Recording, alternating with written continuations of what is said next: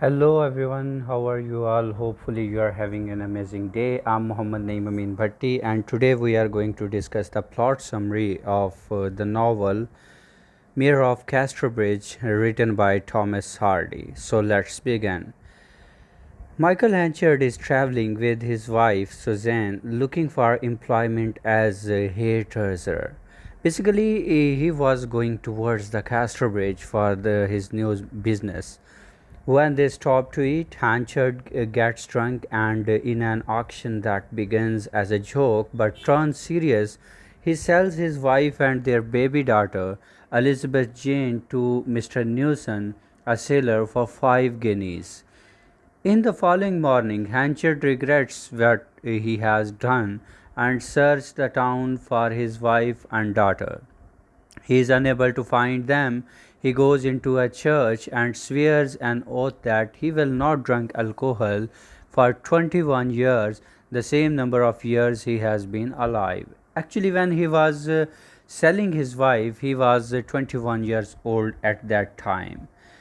So, in the next chapter, after 18 years, so the seller's death is has been occurred, and Suzanne thought that he was on a voyage. That's why he never returned back. So the seller, Mr. Newson, was died, but actually it was not happening. He was not dead at all.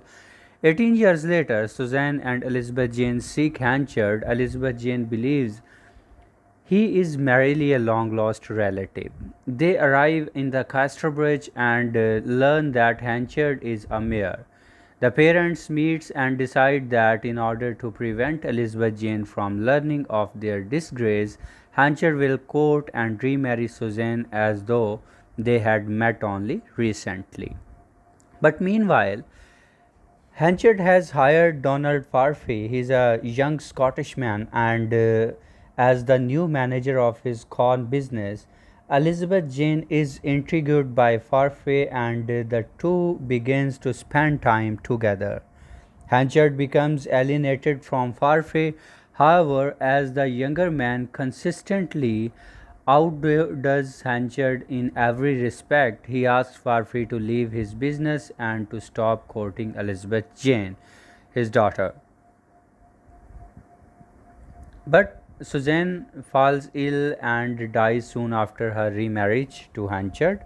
After discovering that Elizabeth Jane is not his own daughter, this discovery is actually from the letter that Elizabeth Jane keeping, and the thing is written on the letter is that this letter should be opened after the marriage of Elizabeth Jane. But Mr. Hanchard opens it and see that Elizabeth Jane isn't his biological daughter. She is the daughter of Newsons. Hanchard becomes increasingly cold towards her. Elizabeth Jane then decides to leave Hanchard's house and live with the lady who has just arrived in the town. Her name is Lucita, a woman with whom Hanchard has involved during the Suzanne absence. Actually, he was in affair with the Suzanne. Having learned of Suzanne's death, Lucita has come to Casterbridge to marry Mr. Hanchard. While Lucita is waiting for Hanchard to call on her, she meets Farfrey, who has come to call on Elizabeth Jane. The two hit it off and are eventually married. Lucita asks Hanchard to return to her all the letters she has sent to him. On his way to deliver the letters, the messenger Job stops at an inn. The peasants there convince him to open and read the letters aloud.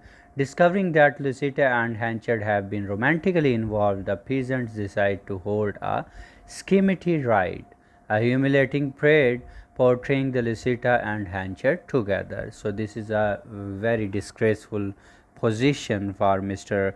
Hanchard and Lucita. The event takes place on the afternoon when Farfey is away. Lucita faints upon seeing the spectacles and becomes very ill. Shortly afterwards, she dies.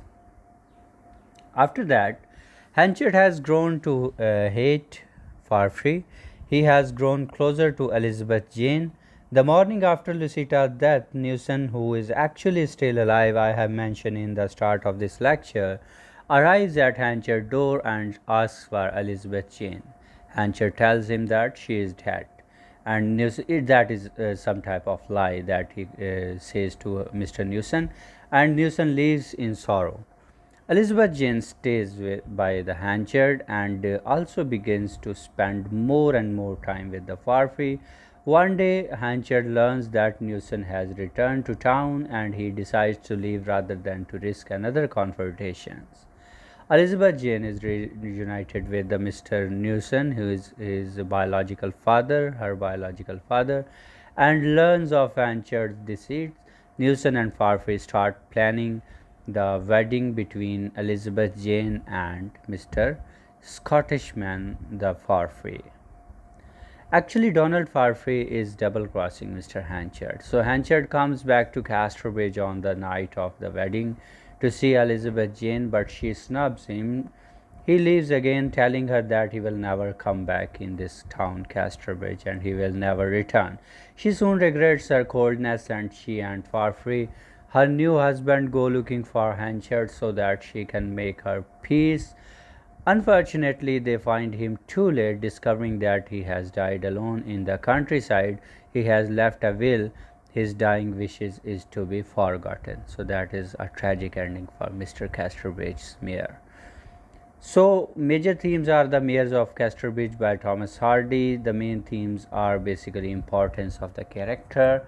It is very much important to develop a character which is sincere to all the people near and dear, and also the value of the good name.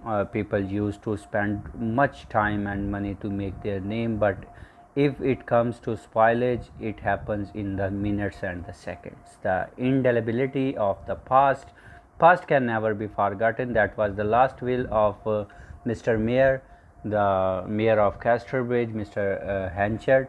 He said that I should be forgotten.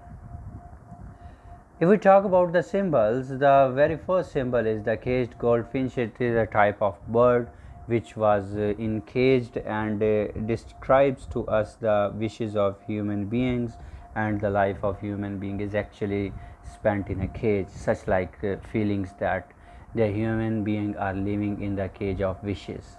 The bull that the at that chapter when the Lucita and Miss Elizabeth Jane both united together, they face a bull who is chasing them, and the lady Elizabeth Jane stay there, and she used to face that bull with a good courage and with a good strength.